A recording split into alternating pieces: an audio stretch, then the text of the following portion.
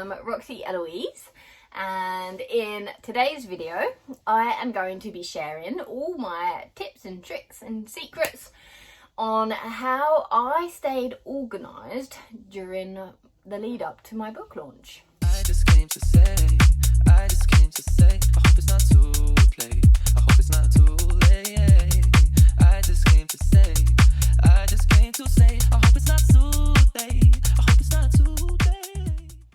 So I'm going to just talk you through some of the apps that I used and just run through them a little bit. But I was at work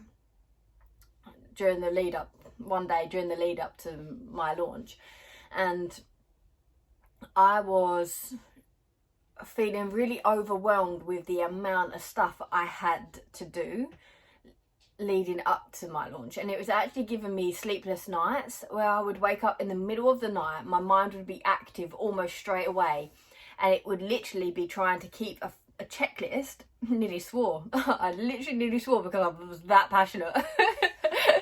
But my mind would run through like a checklist of everything that I had to handle during the lead up to my launch to get myself ready for it. I had so much going on that my brain couldn't handle it all, and it would keep me up in the middle of the night because I felt like I had to always remember, otherwise I'd forget something. So it would just I'd wake up and I'd be alert, and then I'd start running through the checklist of everything that I had to cover.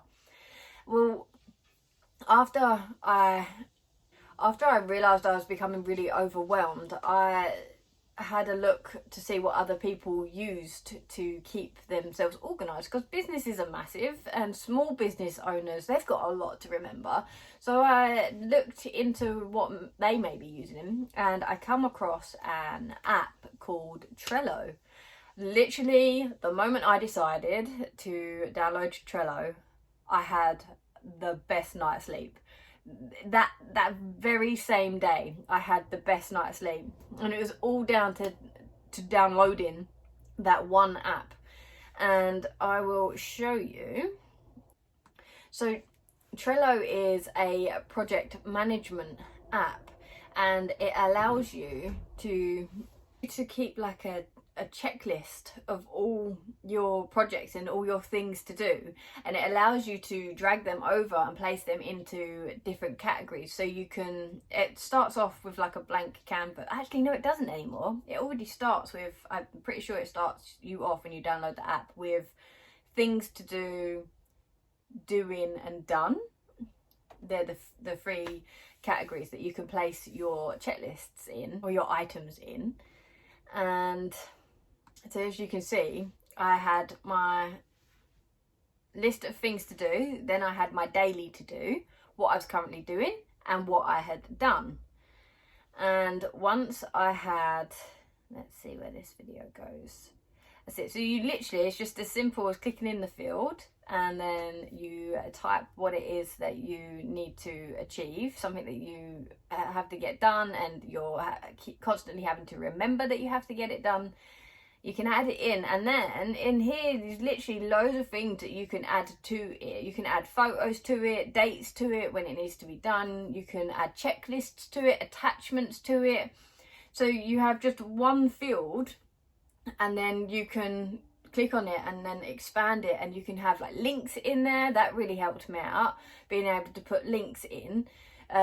For example, one of my things that I had to do was to get ARC readers during the lead up to my launch, and in the Find ARC readers, it might even be in the video, in Find ARC readers, when I expanded it, I had the link to my Google Forms in there. So whenever I had to send it to somebody, or whenever I was posting it online on my Twitter, my social medias, all I had to do is get it from my Trello. It was there on my phone. I didn't have to go looking for the link. I didn't have to log in and go find it on Google Docs. I literally had it in my Trello ready for whenever I needed it.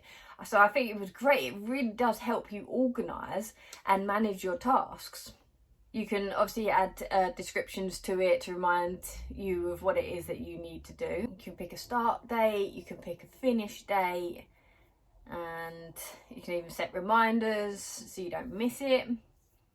And then obviously you can add because you can have other people sign into your Trello and manage it as well. You can add labels to it, so when you're looking at your, it's called a board, when you're looking at your board, you can see the colours when they're like as related, or they're to do with something. So if you're like, right, I need to do marketing today, you can open your Trello, look down your list, and anything with the purple marketing label will stand out to you, so you don't have to read every task that you've got to do. And here you see me doing the checklists, so as you're completing the tasks you can tick them off. It was seriously amazing. The moment I downloaded this app, I got a good night's sleep, and it really kept me organised. This is like my secret weapon. This should come at the end of the video, not at the start, because this is literally, and as you see, you can then drag it, once you've completed it, you drag it all the way to your done, and it's really satisfying seeing your done list amount up and your things to do list to start diminishing. It seriously, it really gets you organised.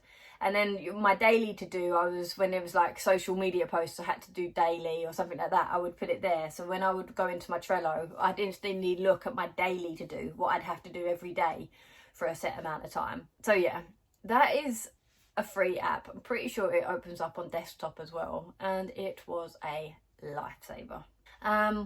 Second thing that helped me to get organised up to my launch, when I was straight after I downloaded this app, and I had several different projects that needed completing now, I was a little bit overwhelmed, and when I had spare time I didn't know which one to do and which one like had priority, and I really wanted to write as well, and I found myself always doing my to-do lists and always marketing and never doing the part that I really enjoyed, which is the writing part. I'm an author. The writing is the best part for me, and I was getting really like downhearted or disheartened that I was spending all my time doing marketing, all my time on my Trello app completing my checklists. And so I just tried to figure out, I was thinking about it at work, and I was thinking, how do you juggle so many different things at one time? Because that's what I was trying to do. I had so many things to do, and they all kind of needed doing equally.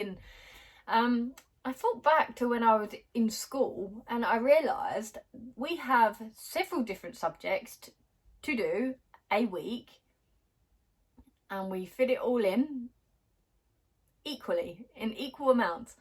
They gave us a timetable. That is how they managed to get us to learn 9 different subjects plus during 1 week. They managed to teach us.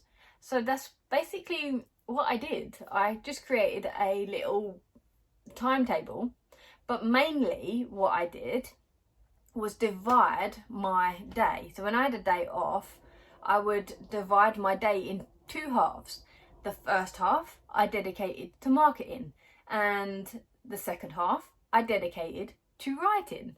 Sometimes before lunch I would be busy and I wouldn't get hardly any marketing done, but sometimes I'd be busy in the evening and I'd get hardly any writing done, and it would balance itself out. I wouldn't find myself being too disheartened at me not spending time writing, because sometimes I wouldn't find the time to do the marketing, but I'd have all evening to write, and I'd cut my day in half there at lunchtime. If I have got spare time before lunch, I'm marketing, and I'm doing my Trello, doing all my checklists on my Trello, and if it's after lunch, no matter if I got any marketing done whatsoever, after lunch I'm writing.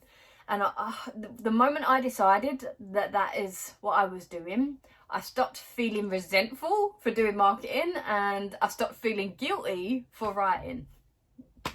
So, highly recommend, split your day in half if you can, give yourself a little timetable and follow it. And then it stops the guilt and it stops the resentment.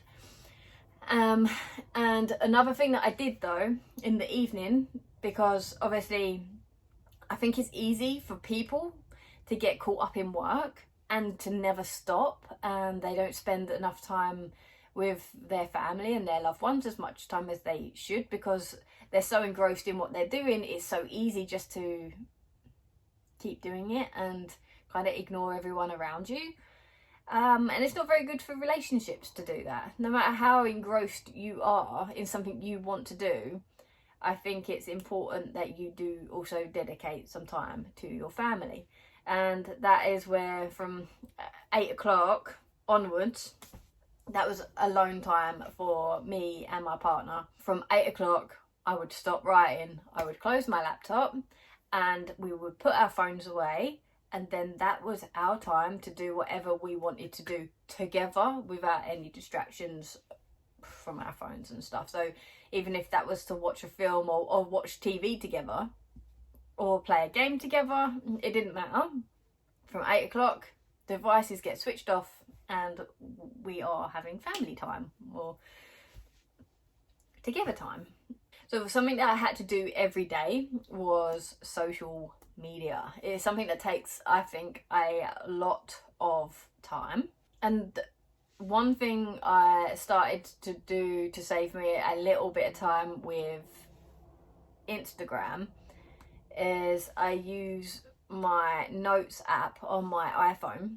And what I started using my notes app for was to keep a list of my hashtags that I used on my Instagram posts, so I didn't have to keep writing them out. Because when I first started, I was writing the same hashtags out after as I'm posting. I would just write them until in the end I thought, you know what, I wrote them all out in my notes. So now all I have to do is just copy and paste them when I make a post. To keep me organised on my social media, I would not set a schedule for my posts, because I like posting what I'm inspired to post on the day. I stopped on Twitter. I used to try and make myself post daily, and I would find myself just posting for posting's sake, and I hated that. And now I spend my mornings, as soon as I wake up in the morning, obviously it's marketing, every day I will open my social media and I kind of just have it open and I kind of go about my day a little bit, and I will only post on Twitter now when something inspires me to post, and it'll be like while I'm in the middle of writing, I'll realise that I need some grammar help or something from the writing community, and then I'll quickly jump on Twitter and then post my post. I find it's a little bit more engaging that way than just posting just for posting's sake, where it's not offering your followers anything and it's not really, you're not getting anything out of it either. So I stopped doing that on Twitter and I started to only post when I had something that I wanted to post about and something to say. So as for my Instagram, I don't lay out my posts, but I do use Canva, as you can see, to have a, I don't know what to call it. I'd have my posts kind of laid out, ready for me to jump on and just create, because I use Canva for everything. All my marketing, I use Canva, and I'll go through some of my marketing things that I created through Canva. And I also create my Instagram posts through Canva, and it just saves me a little bit of time because they're already all laid out for me, and all I have to do is quickly jump on and put a few elements in. And because I would then copy and paste that once I use up like the full I think I've got 12 posts. I would then just copy and paste it and change the month, and then probably be like the next month. And everything's kind of already laid out for me to reuse, so I don't have to redesign anything. I would literally just use the elements that were already there from like weeks ago, the post that I did weeks ago, and just change it about a little bit, and it saved me a lot of time doing that. So as you can see, I've got March posts, and I would have copied that from February's posts, and then just gone in and tweaked certain parts about each post just to make it a little bit, and just tailor it for whatever I wanted to post that day. I'll give you a quick look into my Canva, where I literally create everything. And you can set up your themes on Canva, so you don't ever have to enter in the color codes again. You've got them all there. Your fonts that you use regularly, they're all there. And so it makes things very efficient, where you don't have to keep searching for things and remembering your styles. It's important to stick to a brand. So all of my marketing material I made on Canva, and it all has a similar theme, as you can see, because Canva, it holds all your files for you, all your image files. It holds them for you. So the logos and the symbol and stuff, it's already loaded on Canva, so I don't have to keep uploading the same images. And that was Aurora. It just showed up just them on there. My artist for Aurora I found on Instagram, and I'll leave a link down in the description below for her. She is amazing. Yeah, so they all have the same theme. All of them are consistent, and that's thanks to Canva for holding the image files, so I can just drag it over onto my canvas, and I didn't have to go searching through all of my files to try and find what I needed. It was all there, and you can change the shape of your canvas, so you've got all different sizes. I got all of these printed off at Vistaprint. I use Vistaprint to do these, and that is just a QR code. You can generate your QR code yourself on Excel or Word. Just YouTube it, you'll find a video on how to generate the QR code yourself. And that QR code takes the person straight to my Amazon page, so they don't have to faff about and put in my website or search the guide and try and figure out the spelling and try and find it themselves. It's so much more efficient for the holder of my card, if they're interested in that and they're like, oh, what is that symbol? They just get their smartphone out, they hold it over the QR code, and they're straight to my Amazon page. No messing about. And then they're straight on to read reviews to see whether they like the book or not, if they're interested or not. So it's all about making things easier.